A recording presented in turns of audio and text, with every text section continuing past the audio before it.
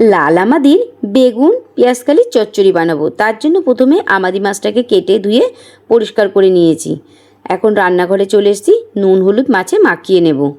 আর কড়াইতে পরিমাণ মতো সর্ষের তেল গরম বসিয়ে দিলাম। এখন তেলটা গরম হয়ে গেছে, একে একে নুন হলুদ মাখানো মাছটা ভেজে নেব। বেশ লালচে করে ভেজেই তুলে নিয়েছি। এখন বেগুন পেঁয়াজকালি আর আলুটা নিজের পছন্দ মতো শেপ দিয়ে কেটে নেব।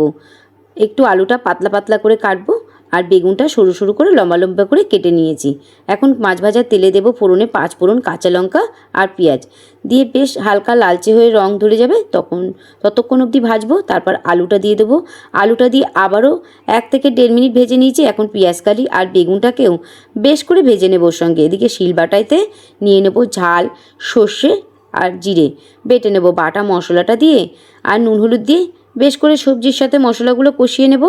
এখন কষা হয়ে গিয়েছে, দিয়ে দেবো তাতে টমেটো কুচি দিয়ে আবারও হালকাতে নেড়ে চেড়ে দিয়ে দেবো পরিমাণ মতো জল দিয়ে বেশ করে ফুটিয়ে নিয়েছি। ঝোলটা এখন গাঢ় হয়ে এসেছে, তখন মাছটা দিয়ে নেড়ে চেড়ে আবারও 1 থেকে 1.5 মিনিট ফুটিয়ে নিয়েছি। এখন ধনেপাতা কুচি ছড়িয়ে গ্যাসের ওভেনটা অফ করে গরম গরম ভাতে তুলে নেব।